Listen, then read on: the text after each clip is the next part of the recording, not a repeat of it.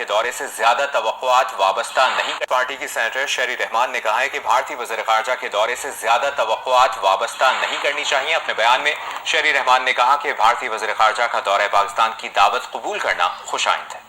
And sir, I'm super excited. And you know why? Because doctor Jaishankar के बारे में कहा गया है कि वो पाकिस्तान आ रहे हैं और इस्लामाबाद, जहां पर मैं हूँ, इस्लामाबाद पे वो आएंगे और एससीओ की मीटिंग के लिए। वैसे तो खैर लग रहा था पहले हमें कि ऐसा नहीं हो पाएगा, लेकिन अब आपके ऑफिस की तरफ से, फॉरेन ऑफिस की तरफ से ये न्यूज आई है। तो मैं ये मानता हूँ कि आज की तारीख में पाकिस्तान एस्टैब्लिशमेंट की मजबूरी है कि भारत को उस तरह से तंग ना करे या उस तरह से वो ना करे कि वो और उनका प्रॉब्लम ज्यादा हो। तो मेरे ख्याल से इन दैट सेंस एक कोशिश तो जरूर होगी कि भारत के साथ में रिलेशंस बेटर रखें। बिल्कुल ऐसा ही है सर, लेकिन सर अगर मैं हिंदी में बोलने की कोशिश करूं तो चमत्कार में चमत्कार है, क्योंकि पहले आपके डिफेंस मिनिस्टर जो है उनकी स्टेटमेंट आई कि पाकिस्तान को वो बेल आउट पैकेज जो है वो आईएमएफ से भी ज्यादा भारत से मिल सकता है। हम अभी उसी में हवा में उड़ रहे थे कि डॉक्टर जयशंकर के आने की खबर आ गई, तो यकीनन कुछ ना कुछ पॉजिटिव होने जा रहा है। बहुत शुक्रिया सर, आपने ज्वाइन किया। Thank you so much. 47 लेके लहरा रहे हैं और बड़े समझे चीज को। अगर आज हमने ये गलती कर दी, डॉक्टर जैसे वाजपेयी के साथ हमने ये किया था, वाजपेयी साहब जब पाकिस्तान आए तो हमने गद्दारी के नारे लगाए, हमने जंग के नारे लगाए, हमने बुराई के नारे लगाए, सड़कें ब्लॉक कर दी कि हिंदुस्तान के वज़ीर-ए-आज़म पाकिस्तान आ क्यों रहे हैं। ये ना हो के एयरपोर्ट पे नारे शुरू हो जाए हिंदुस्तान का जो यार है गद्दार है, मोदी का जो यार है गद्दार है, हिंदुस्तान से हमने दुश्मनी करनी है। तो इस दफा फिर क्या नारे होने चाहिए? देखिए इस बार नारे होने चाहिए, मैं खुद खड़ा हूँ भाईजान, मैं खुद नारा लगाऊंगा कि दुश्मनी बिल्कुल नहीं चाहिए, हमें हिंदुस्तान के साथ दोस्ती चाहिए। अगर दोस्ती करेंगे तो हमारी इकोनॉमी बेहतर होगी, हमारा मुल्क बेहतर होगा। डॉक्टर जयशंकर कोई छोटा नाम नहीं है, वो वाजपेयी नहीं है, आप ज़हन बना लीजिएगा अपना। वो बड़े ज़हीन और बड़े काबिल इंसान है। उन्होंने जो आपको प्रेस कॉन्फ्रेंस जब करनी है ना पाकिस्तान में खड़े होके, तो आपको समझ आ जाएगी। तो शुरू में उन्हें वो प्रोटोकॉल दे दें कि उनकी हमदर्दियां पाकिस्तान के साथ मिल जाए।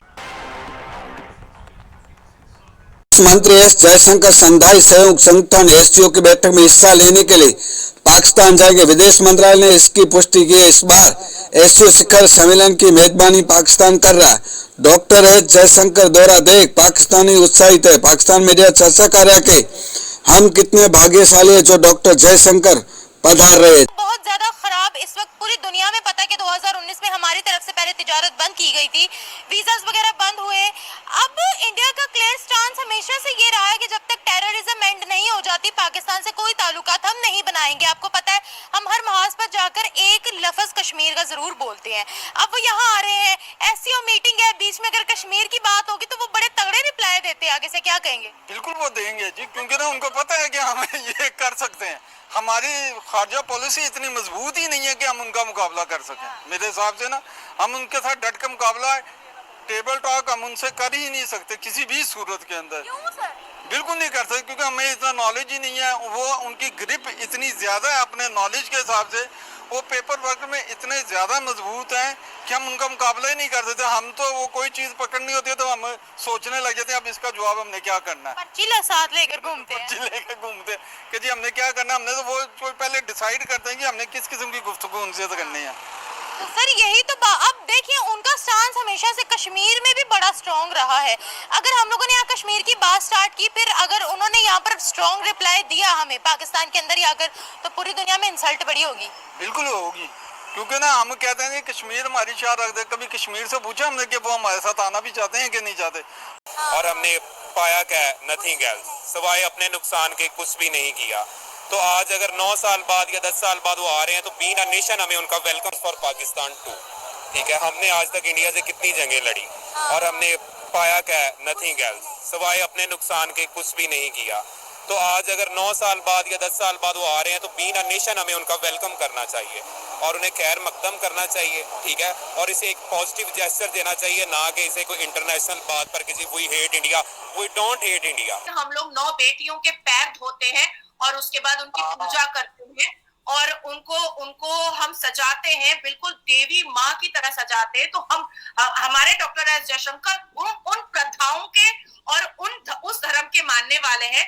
तो वहां जा करके जिस हिसाब से वो अपनी बात रखेंगे, वो सुनने के लिए पूरी दुनिया बेचैन हो रही है, क्योंकि डॉक्टर एस जयशंकर की बात बहुत फेयरलेस होती है, बहुत करिश्मेटिक होती है, बहुत डायनामिक होती है। और हालिया में हमने जिस हिसाब से यूएन में, यूनाइटेड नेशन में डॉक्टर एस जयशंकर की बात सुनी थी कि पाकिस्तान को जीडीपी से नहीं मेजरमेंट करना चाहिए, पाकिस्तान को टेररिज्म और रेडिकलाइजेशन से मेजरमेंट करना चाहिए। याद ही होगा आपको, 4-5 दिन पहले की बात है। तो Bharat has slapped down Pakistan many times। तो मेरे लिए ये बहुत बड़ी बात है। और घर में घुस करके मारना और घर में घुस करके औकात याद दिलाना हम सनातनियों की बहुत पुरानी आदत है।